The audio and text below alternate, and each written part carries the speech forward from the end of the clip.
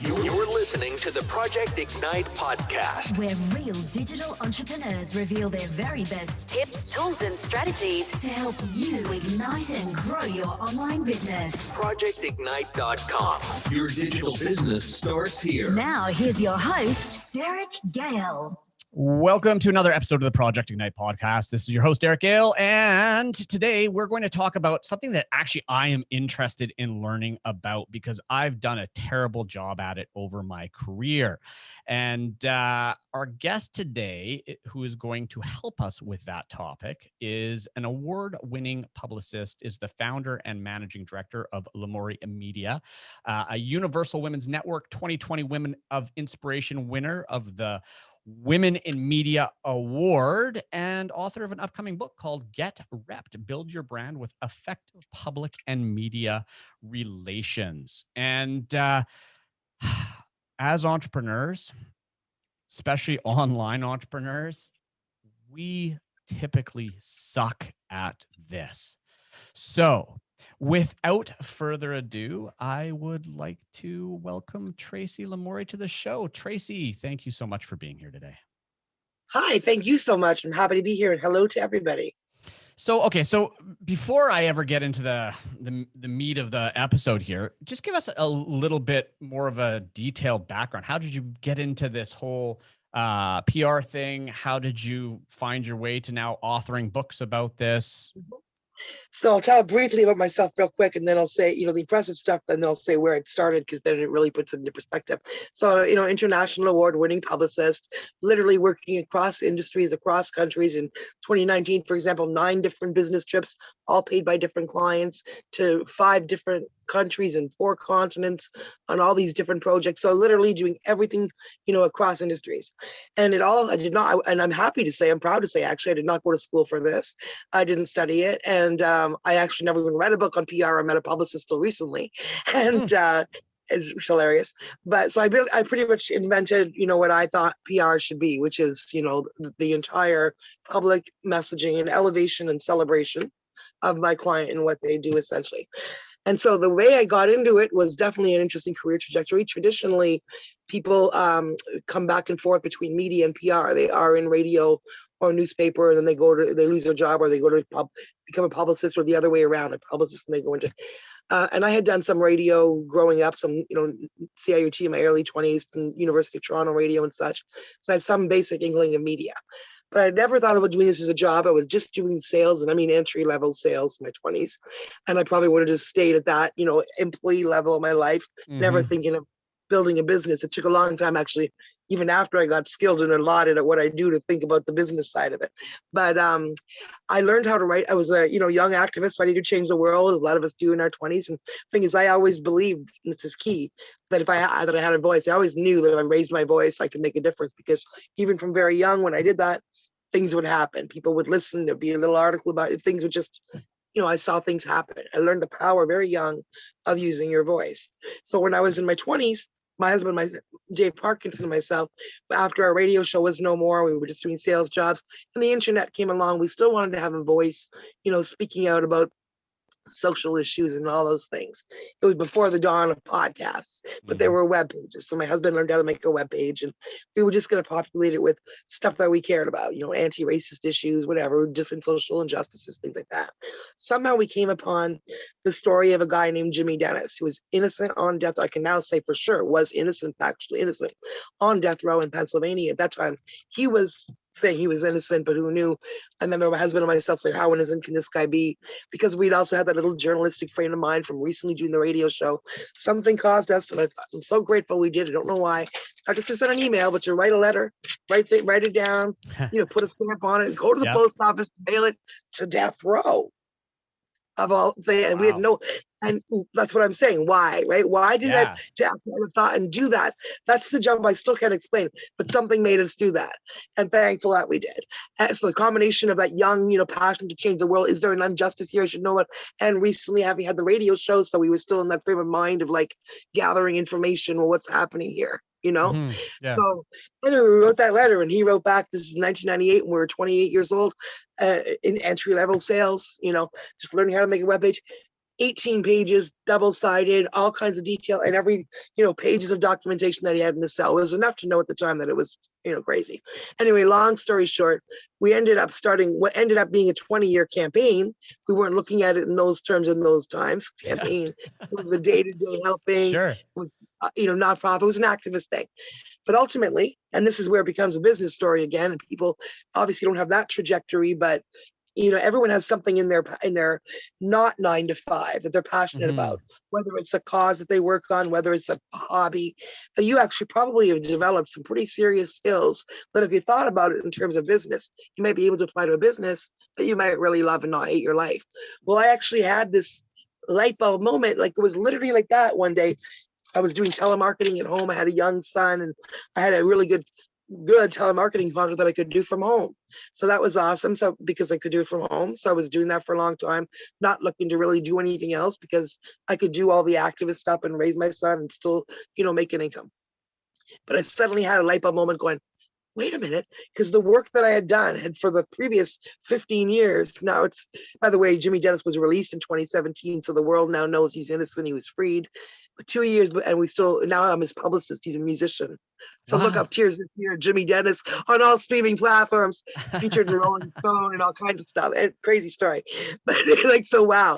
But isn't that nuts? But anyway, I had this light bulb moment about 2 years before he was released that all that stuff, because we not only, as a result of what we found out about that case, we ended up, my husband and myself, with no PR history, with no real media history, and with certainly no legal history, 28, 29 years old, speaking across America, CNN, MSNBC, Court TV, documentaries being done about us and our work. So, and I still was just la la la la la for 10 more years doing sales jobs in my spare, and that was just my spare time. And then it suddenly hit me. I've developed actual marketable skills, writing communications and press releases that get the kind of attention from the media and knowing how to navigate media. And then, actually being in media, being on the hot seat for not just the case of Jimmy Dennis, where it was an innocence case, but ended up talking about the death penalty and ended up being a controversial issue. So I know how to navigate media and deal with media, things that other people, it's a mystery to them. Yeah. So I suddenly thought, wow, that is a marketable skill. And that's when I literally had a light bulb moment and thought, I'm a publicist now. And from that day, Derek, I swear, I didn't make another call. It was literally like, I stopped doing that. I opened up the internet because we all have that screen in front of us as your digital marketing expertise, right? You have the power of that screen in front of you. And even just to, in the early days, I just got some freelance work from freelance sites that are accessible to everybody, started building my client base. 5 years ago, I started a general partnership with my husband, which is like a solopreneur, but with 2 people. And then in COVID, we incorporated, scaled up. And I actually had my best month ever in December, better month in January, and February's looking even better. So it's actually frightening that I was able to literally, like when I look back on it, it's like a movie. So again, short story, my husband and I were like, entry level sales. We started helping this guy who's on death row that no one's listening to. 20 years later, he's released from death row. And all that meantime, we've done all this media. By the time he's released and goes right back into the recording studio where he was when they stole him 25 years ago, because he'd almost been signed to a record contract in 1998 or 91. So he goes right back into a recording studio. He gets out. We're no longer the couple of activists doing telemarketing. We now literally have a PR company, an international award-winning PR company. And so now he's literally been in, it's not all my work, but just some of the, because of the story, but he's been on Sirius, he was on BET yesterday, he's been in Rolling Stone. And, now I say the story will end when he gets the Grammy. So yeah, what a crazy story. Huh. Right? I'm always fascinated to hear how people end up where they end up, because story too, because I always say we didn't get this far, to only get this far. And think about all that, like things that, and what does it all come down to, Derek? I had to believe in myself all the time to do all that, which is every entrepreneur. Every entrepreneur, believe in yourself. Don't be afraid to put yourself out there, which you and I will talk about now, how people can do that. But it starts with the believing in yourself and knowing, listen, I got something to say and you might as well listen to it. Yeah, and so let's dig into this, because this is, and we were talking about this just before we started recording, is entrepreneurs, especially the small guys, like big companies and stuff, they have people that do this for them, and it's, it is what it is. But the small guys, it's almost it's a whole foreign concept, especially for internet people, because so many cases people are drawn to the internet because they're not super public, except for maybe the influencers of the world. But, people behind the scenes running their businesses and stuff like that. So getting out there, getting on the news or getting media exposure is A, they don't know how, but B, it's also intimidating as well. Now, my personal experience with it is I personally suck at it. And I wouldn't even know where to start. The only reason, if you search me up and see me published on major sites, and I've been on, news and stuff like that, is because I've worked with either event promoters and stuff like that who have that ability, and they just said, here, show up here, and they're going to interview you on this news. I'm like, okay. I have no idea how it happened though. And what It's to it's like magic. That's why when I had that light bulb moment, I was like, oh, this is something I could actually provide to people, because it seems like magic to most people. And I see even now, even today, hugely experts, skilled people. And I'm like, because my perspective is, oh, why aren't you being interviewed about that? Wow, like, why aren't you in the media? You're great. And they're like, what? Why would they hurt? I'm just, and there's a disconnect between the I'm just and the people in the media. But in terms of the intimidation, you don't have to jump right into TV or radio. I have some clients who are not at all. They have, I deal with all kinds of personalities, all kinds of industries, literally. And so I have some clients who be their worst nightmare if I told them tomorrow you got to go on TV. Okay. They're not there yet. I know they will be, because they're going to build their confidence, see them, and they're going to start really liking that. You see that they're going to see that elevation of themselves as an expert through the other stuff that we do. But there's a ton of ways, like there's ways you can do it without even talking on the radio or without even talking to anybody. Like, for example, there's press releases and that kind of thing. If you put out a press release in a media advisory, you're asking them to interview you. So yeah, in that case, you need to be prepared to have you or some kind of spokesperson.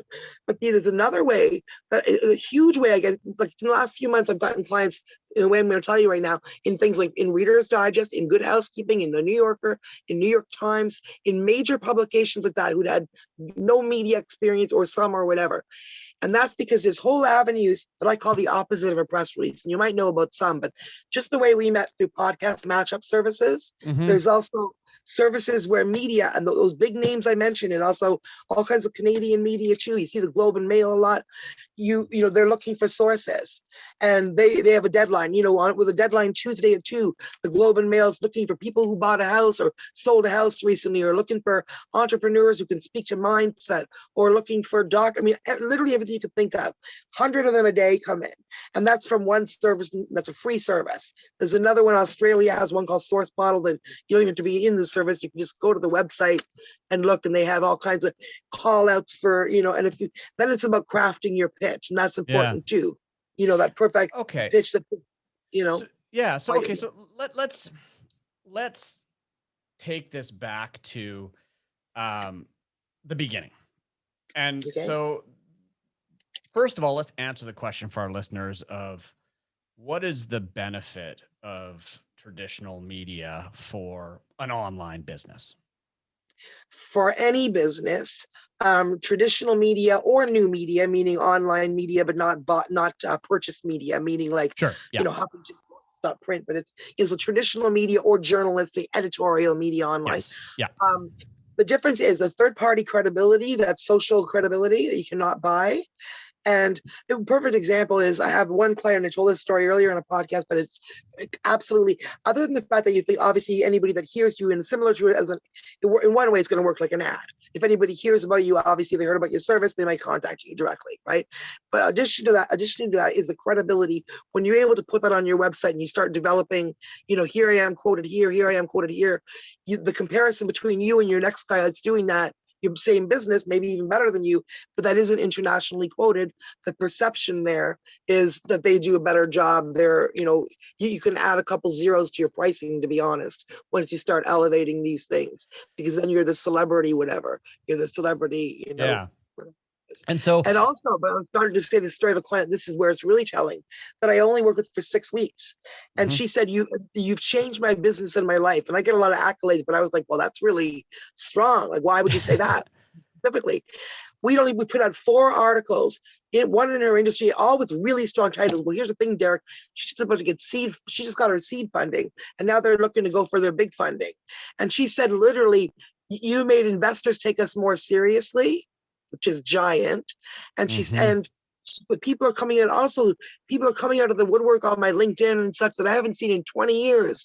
Just on the article saying, wow, congratulations, look at you. So my own family is taking it more seriously. So it literally, that's the people she's talking to, not even counting potential customers or whatever. So it literally just elevates you. It just makes you a celebrity, whatever you do. So Eh, you're a stylist, hairstylist. You're now I'm going to make you the celebrity hairstylist, quoting from Yes. Reader's Digest on Oprah. Well, and so for all of our listeners here, this comes down to just because you get on the news doesn't mean you're going to sell a ton of product tomorrow.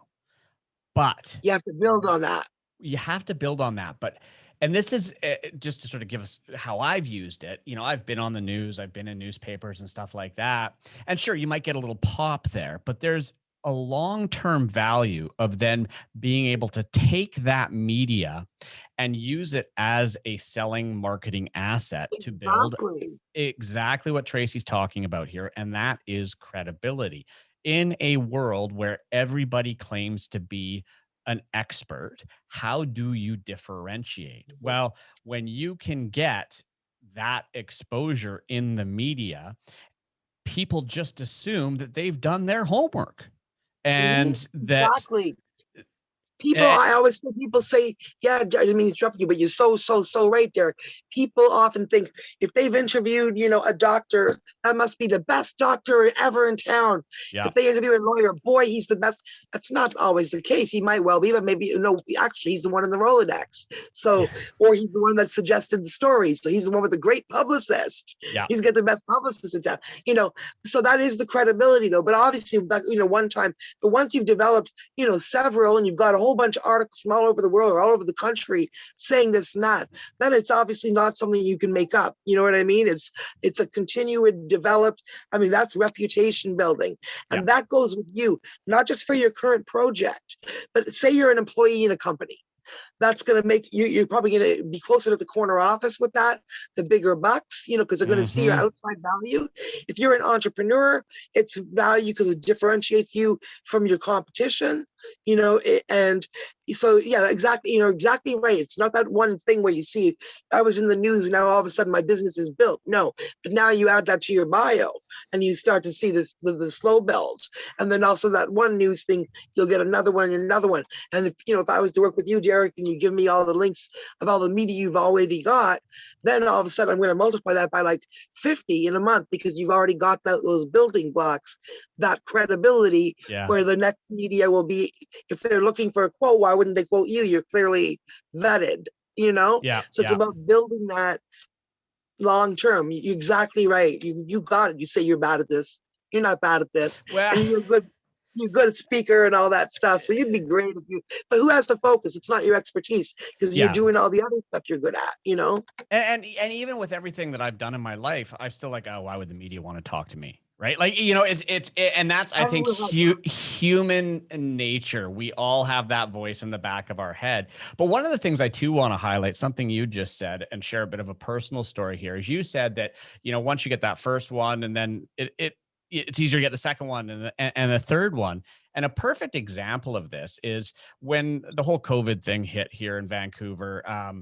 There was a real disagreement with how our schools were handling it. Okay. And so my wife is not somebody to ever, just be a wallflower and not take a stand on stuff. So next thing you know, she's got a Facebook group with like 6,000 parents in it here on the North Shore in Vancouver. She has, she's taken on the school board politicians. It's been crazy to watch. And that said, one day again, she had this group. She was public. Somebody from the local global news reached out and said, hey, can we interview you? And then it snowballed. And now every flipping week she gets requests for Yeah, because quotes. they go and Google who's speaking about this, and there you go. Yep. Same thing happened with me once. I had a client who was actually in the cannabis space. We're in Canada, so I don't have to explain that it's legal coast to coast. And in Canada, cannabis is big business. We're not talking a little thing anymore. We're talking bankers, lawyers. All the big guys are the ones that are at the boardrooms. Ex-police officers, ex-lawmakers. That's the boardrooms, right? For good or bad. And oh my gosh, I forgot the point we were making there. What were we just saying? It was a whole point. We were talking about getting publicity and snowballs, and I was talking about And so we legalized in October 2018. About a year before that, and it seems like a million years now in the media, because the media landscape on topics can change so quickly, right? But in 2017, just 3.5 years ago, 4 years ago, a woman hired me. And the big thing we were talking, it was in cannabis, in things like, therapeutical stuff, like, therapeutical, like whatever, licensing. And she would do like therapeutic massage, all legal, but it wasn't about infused, it wasn't about eating the cannabis or smoking it or whatever. It was just before legal. Anyway, so it was all legal, but it was like unknown to people. So the pitch was like suburban mom of two, cannabis, wow. And media was like, wow. And some media picked it up and we got a little bit of play. We sent it really widely. A couple articles happened, whatever, good, it's okay. Then a month before, like 2 weeks before legalization, because now we'd got her in a couple big media there, with Global and CTV interviewed or whatever. And then it just faded, like you said. But then like a month or 2 weeks before legalization, all of a sudden, they're all assigned a cannabis story. And they all remember, oh, let me go see. What was that? Didn't we get an email about that a while ago? And they pulled up. And she messaged me, I don't know what's going on. Like she was almost scared. She's like, CBC's called me, CTV's called me, something called, what is it? Canadian Press? I go, oh my God. Canadian Press called her, which means she's in 200 newspapers. Sure. So, now when you search her name from that little PR contract, she's like hundreds and hundreds of media literally across the country. Wow. And so, okay.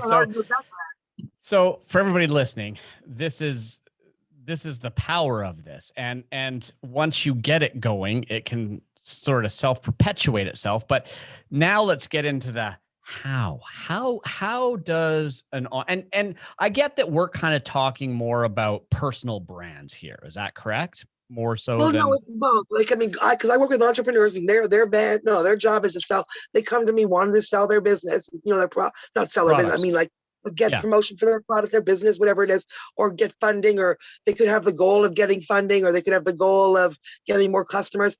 And that's their goal. And that's my secondary goal.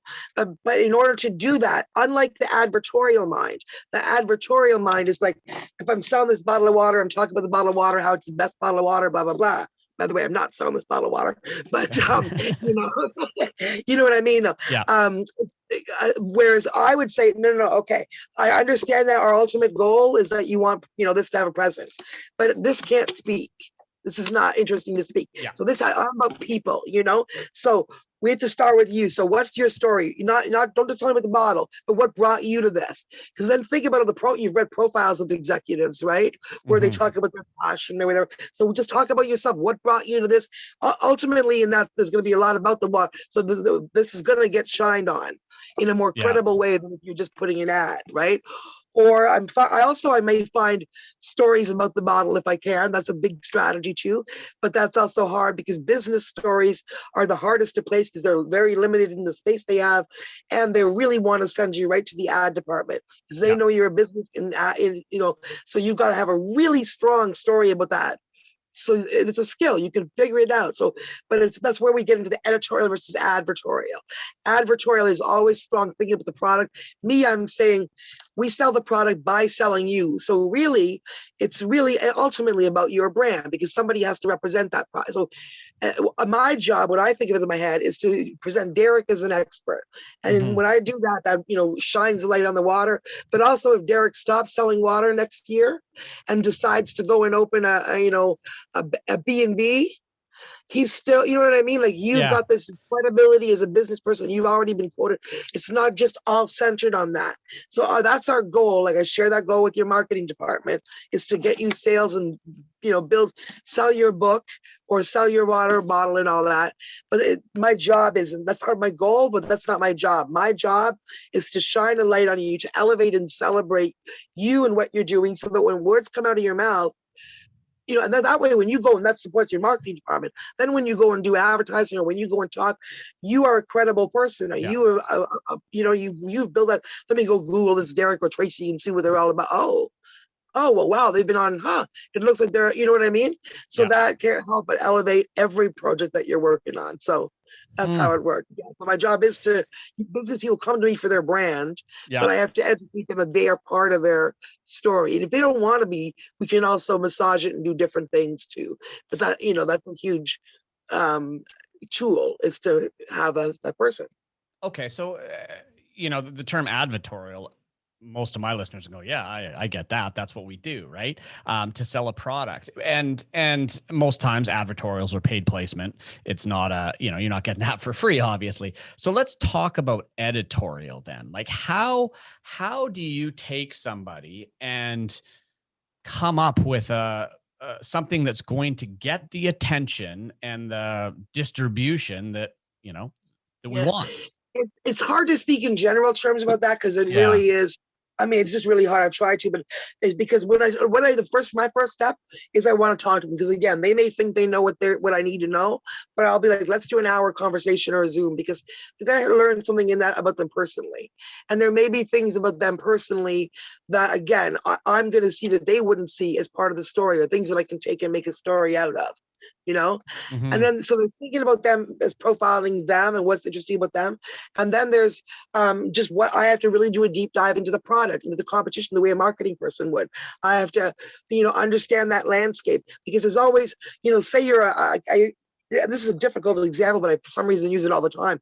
But your lawn care provider or something. I say, I can get that person in the media for sure.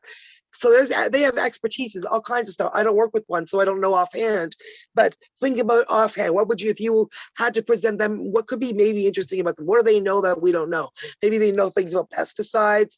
Maybe they know things about what people are growing this year as opposed to last year, which could maybe be a COVID story, which could be a topical story. Because maybe people this year, I'm just making this up, maybe this year people are growing more vegetables, he's noticing, instead of peonies or flowers, and so we could ask him, he could speak on that. Is that because, are you seeing that a lot? And is that because people are, canning more and people are at home more?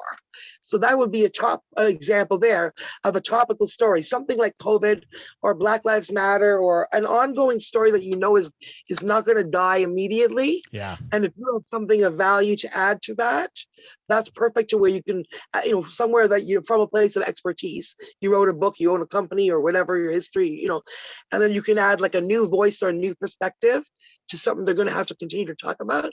That's how you get in with a topical press release. And then, So with the press release, is there, like in marketing, you have a hook, right? Like some kind of unique thing that gets people's attention, right? I assume you're going to be, when you're writing editorials or press releases, you're looking for a hook that's going to grab potential journalists who are reviewing their attention, right? And so one of the things that you just said that I picked up and wrote down is you said, hey, how's it related to COVID, right? So, taking what you're doing and somehow making it relevant to a current event that's already in the front of the news, maybe. But how else do you do this? How else? You mean what other ways other than what kind? Maybe if you give some examples of how you've positioned stuff. I'm just trying to get people seeing it and understanding how you position in terms of like the COVID example, for example. Yeah. Like what are examples of how you position? Off the top of my head, was that one. Say a lawn guy came to me and I would ask him things like that. Have you seen anything different last year than this year? How has this affected you? And then he might say something, again, I don't know if that's true, but if he was like, I'm noticing people are growing vegetables now, and I used to mostly be dealing with flower beds. And now I'm seeing, 50% more vegetables. So then that's obviously an interesting story, because why are you seeing more people growing vegetables this year as opposed to last year? Well, I would guess it's because more people, are at home, not going out. They're thinking about stocking up, so they're growing their own vegetables. You know what I mean? So that would be right there. Yeah. Then I would frame him and say, "Hey, expert on whatever he's noticing." I'd write up what he does, why he's a professional, get a couple of quotes from him, commenting on that. But that's just what I made up. But in other senses, I had like I had an expert on diabetes, for example, Mhm. and she's an international expert on diabetes. And when actually when the Black Lives Matter really took over the news, and this happened with 911, with COVID, really with COVID, like insane, almost pushed everything out for like a month. But there are times when there are big stories, important stories that, there are other stories going on, obviously, but just the way you see them overtaking the news, we also, not overtaking, but you see the huge presence in the news. You also we see as publicists a week before you see it in the news, because all of a sudden all those reporters' queries are asking, looking for a COVID expert, looking for someone who can speak on, looking for, and literally every little thing is COVID related, or everything is. So with the same thing when the Black Lives Matter thing hit, everybody wants to, which I support companies speaking out about and being, but everybody, all of a sudden, all the media wanted to say, "Oh, we're supportive too." So they were like bending over backwards to. I told a lot of my, clients, this is, this is not going to be your time right now. This is the time when they're really elevating Black voices, which is great for, because I've got a huge diverse client base, and that's just going to be their time right now. We're not going to pitch, Right. old white movie talking about that right now, because it's just no point. Don't do it, right? Unless you have something relevant to say. So I had pitched, my diabetes expert. I was saying, here's what we can do to make you relevant, and not bandwagon jumping or anything like that, but actually involved. You do have something relevant to add to the conversation.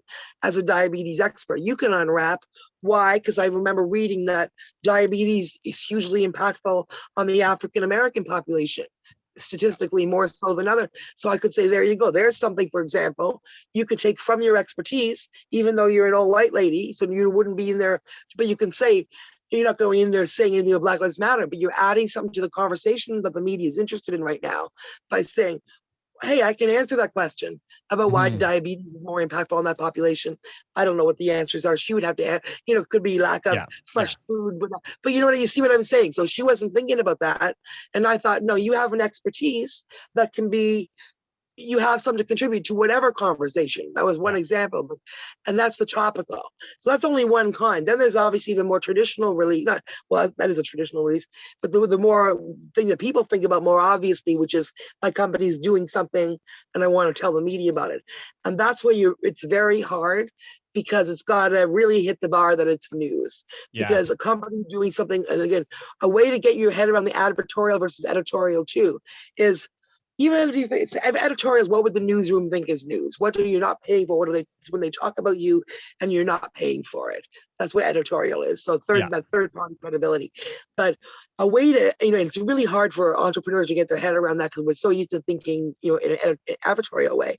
But one good bar that I just kind of explained when it pops in my head to explain is, once you've really vetted yourself and you're sure that you've got a good story, you think, yep, this is a news story, I'm going to send it to the reporter, the newsroom. Don't stop for a minute and really think, because you can burn bridges as quickly as you can build them, right? And number one, make sure your subject line is really good, because they won't even open it if it's not attention getting, because that's, they get too many mails. But think about it. Is this really, truly, truly something I would expect to see in the 22-minute news broadcast? And I bet you anything what you're thinking probably isn't, It's not that immediate news. But then think, okay, so where would it be maybe? Would it be something I would maybe see on page A5 to page A18, where it's still in the news section, the front section, but it's not like headline news, Or is it more of a lifestyle thing? Is it more something that I would see in the real estate section, the lifestyle section, and then learn to pitch to there? Because don't just send it to newsroom at. Go and do your research. Search masthead of whatever the newspaper is, and you'll see all the departments. And usually they have their email contacts available. But again, don't reach out to them until you're absolutely sure that you've got a story that you would expect that really they're going to appreciate and go, oh, okay. Not that they're going to be like, oh, great, I don't know why you think I'm going to give you a free ad. Yeah, exactly. I think that's where entrepreneurs have the biggest challenge, right? Because they're so focused on, hey, I want to sell my product, right? You got to play the long game on this. Now, that said, you said, okay, well, obviously, starting off on the 6 o'clock news is probably not going to happen. what is the sort of the different levels, and where do most people, where should they start? It really can happen though, because in that other thing with the, how I mentioned the arrow and the help a reporter out and the source bottle. I got one client there, 26 years old. She was a life coach, no previous experience in media at all, and nothing to differentiate. She was awesome, but nothing to differentiate herself on the face from a million other people call themselves life coaches, right? Yeah. And she hired me, and literally within 24 hours, I'm not no word of a lie, I started looking for those opportunities, and I saw an opportunity that just happened. I didn't even have to pitch it. Well, I had to pitch it. I had to suggest her for it, but I didn't have to pitch them the idea of the story. Good Housekeeping, the print magazine, iconic 150-year-old print magazine in America, was doing a story on bipolar, women who are willing to speak out on bipolar.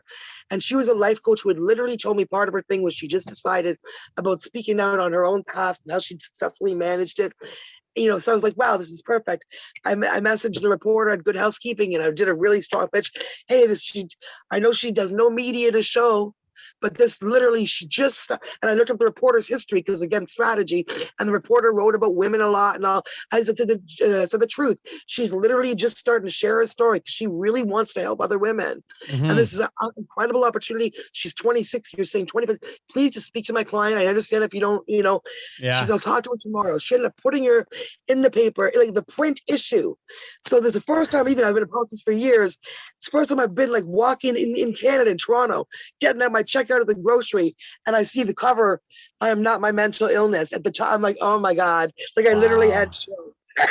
And then she's had a million media because we just say to everybody, as seen in Good Housekeeping. And now she's got boom, boom, boom. She built her whole business on that. That's amazing. Look, and so it can happen.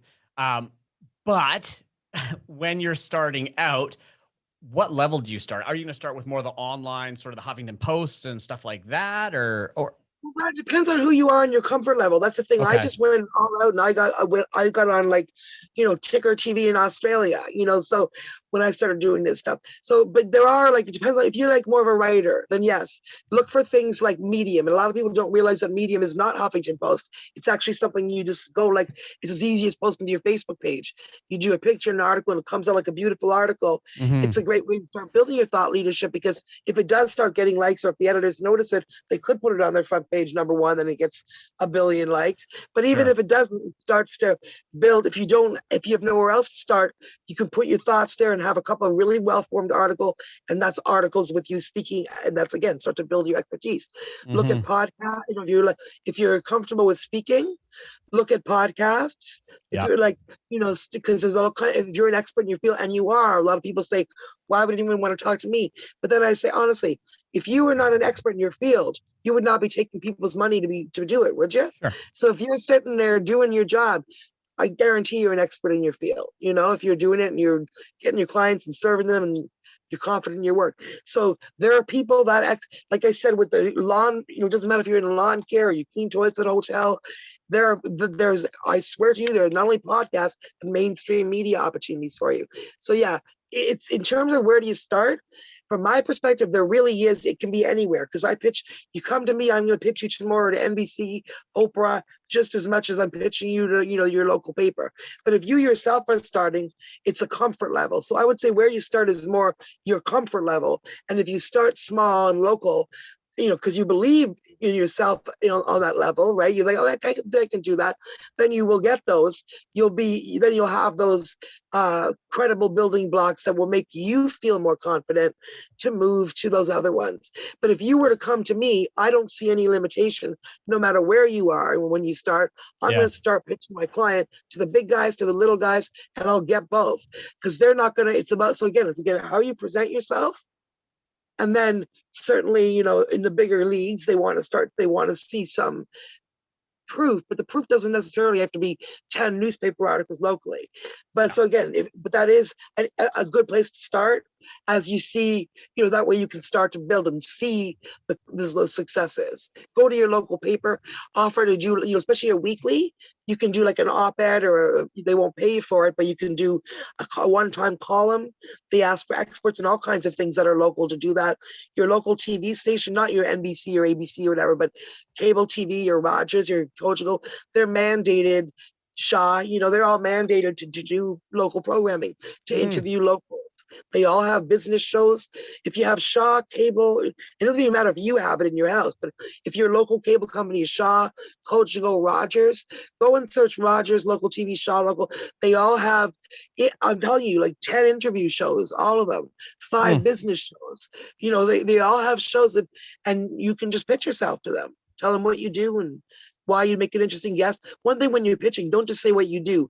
Like I don't just say international award-winning publicist. They'll be like, so what? You have to say, you give them some ideas of what you can speak about, like spoon feed them. So like I can say, she can show you how to elevate yourself to the top of the media. She can show you how to build your brand with the blah, blah, blah. So give them an idea. Like Derek speaks, regularly to entrepreneurs in digital marketing across North America. So he has his finger on the pulse of what digital marketers are thinking in 2021. There's your pitch. So, so that shows you he can talk about all kinds. Oh, I see now why he'd be interesting to have on my show. Yeah. Okay, so one more question here for you before we start to wrap up, and this has been fantastic. Like I've actually been taking notes here. Actually, I've got 2 more questions for you, I should say. One, are you better off if you're starting out? Some of these people that are on our show, they're not going to have a budget for their own PR person. So do a lot of people represent themselves in this format, or are you better off working with a publicist that's already maybe got relationships? Okay, if you can get your head, I put it this way. If you have, I learned all this, from scratch. So I never say you have to get a publicist. If you can get your head around all this stuff we're saying about editorial versus advertorial, about the pitch and all that, and then also you want to spend hours out of your week, your day, if you really want to do like we do, or at least out of your week, taking the time from your primary business to learn what we do and to do it. There are things you can do for sure, and there are resources you can do, and you don't have to even represent yourself. Just say, hey, you can answer some of those pitches by yourself. There are some I've heard in some cases people, have said, reporters saying snarkily, oh, get a publicist to send me this, very minimally, but I think mostly that's because I would reflect on the fact that they were probably being impatient with the message that was being sent to them that was not being, because they don't care who's sending it really if it's a good story, right? Yeah, but if they were sending someone, but if someone was sending like an advertorial thing, or they would, they'd probably be like, yeah, buddy, So you figure out, because that's the thing, you can burn more bridges than you can build. But I always say, if you have more money than time, or if you have a marketing budget at all, put a little bit of your marketing, even if it's for a month. Now, PR can be intimidating, $3,000 a month, 3 months minimum if you go corporate, and that's what they want to start. But because I speak to so many entrepreneurs and executives, and my business is doing well, but I'm not going to take $10,000 for something that I don't know, that I haven't personally seen proven, which PR is an unknown to a lot of people, and do it. So I specifically offer, not to get advertorial, I specifically offer, under $1,000 buy-in, and even at one at $599, like a budget entry to PR. This is what you'll get for it. Boom, boom, boom. That I already know that I can come up with in the beginning because of relationships I've developed, and I don't take a client on unless I already have some idea of where I'm going with it, right? And then, so that anybody can get in at a price that any entrepreneur can afford to test it out. And I really say to people, even if you think you'll only do it for the 1 month or for the 3-month package, and if you can afford it, try it, because then you're going to get a bunch of tools that later are going to make it easier to do it yourself if you want to. Because your mind is going to be open, because now you're going to see what we mean by the pitch. You're going to see how we present you. And you're going to be like, whoa, when you see how many opportunities we find. And then you're going to see the kind of opportunities we find, which later will make it easier for you to find those opportunities by just searching for them and stuff. But also, and then you get the building blocks of, you come out of it after a month, you'd have this article, you have a couple podcast episodes, and then you're easier if you want to go it on your own. Then you've pretty much got it. It's been, the framework is there for you and you can do it, So that's the easiest way. Otherwise, certainly if you just want to just literally, if you're really at starting point and you don't have the money for that, you just want to start, just figure out, write out that pitch, look at those things like Haro, Help a Reporter Out, and Source Bottle. And you can certainly reach out when you become members, and those are free to join, to those reporters specifically. But again, the keys on those is to answer them quickly, because if you wait 3 days, even if the deadline says 3 days from now, 3 days from now, they have 100 things and they're not going to go back. Yeah. Put yours So there are tools you can use now and things you can figure out if you understand what we say pitch, editorial versus advertorial, then go to it, But if you don't, or you think you might need guidance, call me. Honestly, like I said, I have those for the under $1,000, the price I literally set with certain things to do because I didn't want to do all these podcasts and then have it be priced out of the range for all the entrepreneurs listening. So I really like people to challenge me. You think I couldn't get for you, I can get media for any, like, no matter what you got, what you do, as long as it's not something I'm ethically opposed to, I've written something I can get behind, I'm cool with. No matter what you do, I can get you media, mainstream media, online media. We don't know every, till we start which one. I know certain things that I get out off the gate for everybody, or I wouldn't take their money. I know what I can get, and then from there we don't know what else. What else could be a million awesome stories. Okay. So my last question for you, you've actually already just partly answered. And then that was like, where can people go and start doing this on their own if they wanted to? And you said, Harrow, so help a reporter out. And what was the other one? Source Bottle in Australia, which is worth looking at because it's the English language, like maybe 70% Australian, but a lot of it, they also have American and Canadian stuff, and also stuff where they take international in Australia. And I say build it everywhere. Oh, one thing, entrepreneurs, it doesn't matter if it's you're in Toronto and it's in, Minnesota or it's in, Iran, like whatever. Do media everywhere because literally it piles up, and then you can say you're internationally quoted. It doesn't matter if your target market sees the original piece, but when you put it on your website as that credibility, your target market will see it. That makes sense. That makes a lot of sense. All right, look, this has been and it's like I was looking forward to this interview because I'm like, I know I need to, but it was like, what does this look like? Where do I start? Because I've never delved into this, and I see the value. And honestly, I this whole COVID thing with my wife and what she took on, I was like, holy crap! Once it goes, right? And so. I wish more people would do this. And so for everybody who's listening here, if you can afford to work with Tracy, it's probably a good idea to have that conversation. If you can't, go sign up with Harrow, help a reporter out, start looking around. There's a lot of great resources out there. Actually, one question for you. There's all these press release websites out there where they'll distribute your press release all over and stuff. Is that even worth it? In a vacuum, no. What that's good for is SEO. It's really good for SEO. So for your digital marketing purposes, where if I search the name and for the backlinks or whatever, it's good for that. It's not going to generate media. It's not going to generate people to write their own articles. So if I have a client that has extra $400 and they want to put it on the wire, that's cool. We put it on the wire and then we can say, oh, look, it was on WABC. But if it's, you'll see it on WABC on the back of their site, but it never gets to the front of their site. It's not actually in their news. They don't report on it. It's not, for backlinks, digital, whatever stuff. Yeah. Okay. Right. Yeah. But for what I do, is when I write a press release, I'll put it on, a wire, like the wire service, where so it can be, but I also sometimes just use Medium for that, or my own places, to have it just live somewhere. And then what I do is send it directly, literally. I spend the old school, and you can't do this in an email list because you'll lose every contact and you'll probably get arrested for spamming. But I sit there one by one, old school, and send it to like hundreds of targeted reporters in that specific whatever. And if I have to do that for the day, I don't care. We'll do that because I have seen that actually works, So I also have services where it'll go to the, there's all kinds of PR services that you wouldn't want to spend. Definitely an entrepreneur who couldn't afford a publicist would not want to be spending the money on those because they're hard, like $25,000 a year for PR firms, right? Yeah. But just, so the old school, which means what you can do yourself, if you, again, understand what we're saying and you target it well and you go search the mastheads of all your local papers, and then you found the business reporter, say, or the lifestyle reporter, or depending on what it is you do, what the story is you're pitching.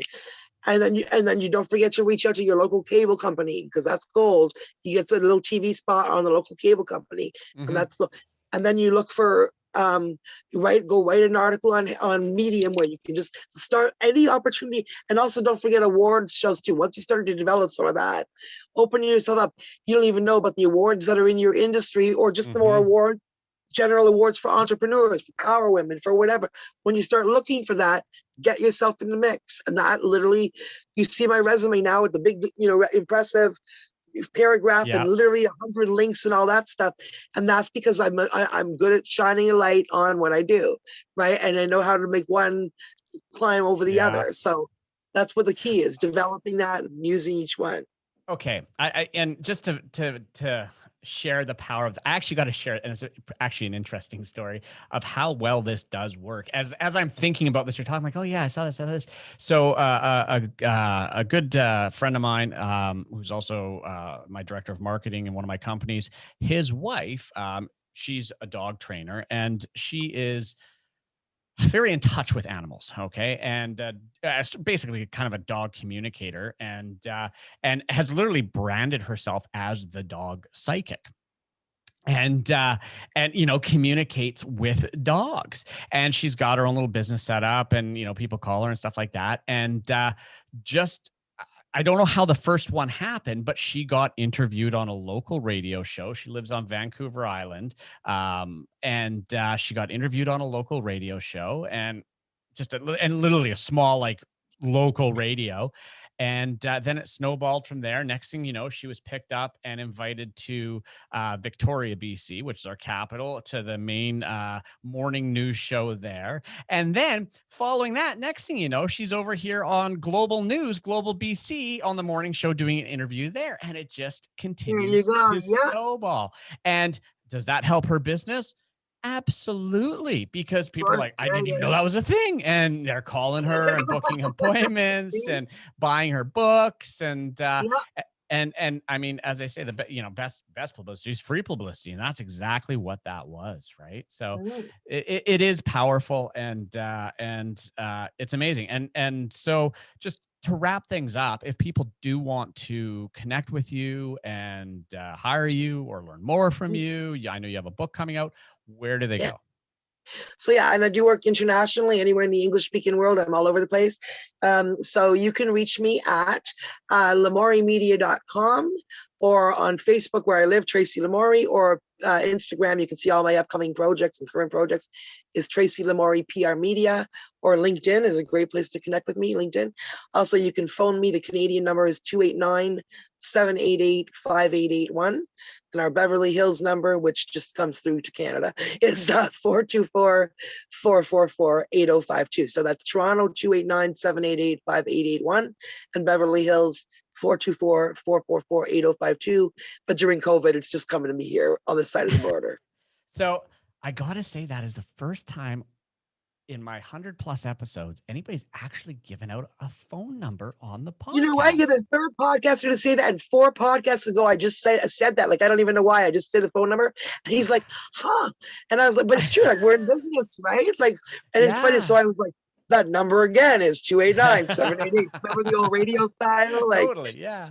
No, so I was like, oh my God, that's if you phone me, you're just gonna get my voicemail. But you got to text me first and say, heard you on Derek's show, and that's amazing. I want to challenge you to see what can you actually get me in media, red-haired girl. And I'll be like, oh yeah, awesome. That's nice. Awesome. Well, thank you. Thank you so much for being here and for sharing this. I think this was fantastic, and hopefully we get to do this again in the future. Yeah, lots of fun. I'm happy to send you some really cool clients in the business-to-business world too. Definitely. They're all awesome. Definitely. All right, everybody. That was Tracy Lamourie. And as I always remind you, there's a lot of value in these podcast episodes, and there's a lot of stuff that you can actually take away from today. But the only way this works is if you apply that final ingredient, which is action. So take some ideas, even if it's just going to Harrow, help a reporter out, sign up, check it out. That's it. Just sign up, create an account, go look around, create your bio. Who knows what'll happen? But I can tell you what'll happen if you don't do anything, and that's nothing. So get off your ass, make this happen. And as always, if you learned something here today, if you like my podcast, which I hope you do, please go to wherever you stream it or listen to it. Leave me a rating, leave me a review. That is the fuel that keeps me making these episodes. And on that note, that's a wrap, and we'll see you in the next episode. Thanks for listening to another info-packed episode of the Project Ignite podcast with Derek Gale. Any links mentioned, along with an entire transcript of this episode, can be found at projectignite.com/podcast. And to make sure you never miss another episode, go to iTunes or SoundCloud now and subscribe.